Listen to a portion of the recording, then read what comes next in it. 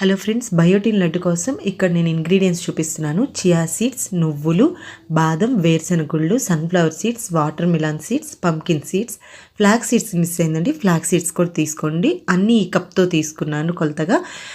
ఒక్క వేరుశనగుళ్ళు మాత్రం 2 కప్స్ తీసుకున్నానండి. ఒక ప్యాన్ పెట్టుకొని వేరుశనగుళ్ళు తప్ప మిగతావి వేయించుకున్నాను. తర్వాత వేరుశనగుళ్ళు కూడా వేయించుకొని అన్నిటినీ రూమ్ టెంపరేచర్లో చల్లబరుచుకున్నానండి. చల్లబరుచుకున్న తర్వాత ఫస్ట్ వేరుశనగుళ్ళు మిక్సీ పట్టుకొని ఒక బౌల్లోకి తీసుకున్నాను. తర్వాత మిగతా ఇంగ్రీడియంట్స్ కూడా అలాగే తీసుకొని మిక్సీ పట్టుకొని అన్నిటినీ కలిపి బౌల్లోకి తీసుకొని ఒకసారి మిక్స్ చేసుకున్నాము. మనం ఏ బౌల్తో అయితే ఇంగ్రీడియంట్స్ తీసుకున్నామో దానికి డబల్ నేను ఇక్కడ బెల్లం అనేది తీసుకున్నానండి. మీరు బెల్లం తక్కువ తినేవాళ్ళు అనుకుంటే, అంటే టేస్ట్ కొంచెం తక్కువ కావాలనుకుంటే 1.5 అయినా పర్లేదు. మధ్యలో కొంచెం వాటర్ యాడ్ చేస్తే ఇలాగా కరిగిపోతుందండి. ఆ కరిగిపోయిన దాంట్లో మధ్యలో కొంచెం ఇలాచీ వేసుకొని యాడ్ చేసుకొని కరిగిపోయిన తర్వాత మొత్తాన్ని ఈ మిశ్రమంలో కలపాలండి.